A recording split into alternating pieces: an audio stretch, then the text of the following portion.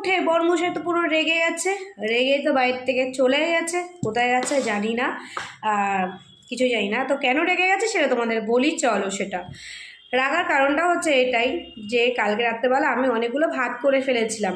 ভাতগুলো করার পরে বরমশাই বলছে এতগুলো ভাত করেছো কেন? আমি বললাম ভাত বেশি হয়ে গেছে কী হয়েছে, সকালবেলা উঠে তোমাদের একটু আলু দিয়ে পেঁয়াজ দিয়ে সুন্দর করে ভাজা করে দেবো, তোমরা সকালবেলা খেয়ে নেবে। বর্মশাই বললো ঠিক আছে, অনেকদিন ভাত ভাজা খাইনি, এবার ভাত ভাজা কালকে খাবো, মানে আজকে খাবে। এইবারটা ছেলে স্কুলে যাবে, দেরি হয়ে যাচ্ছে।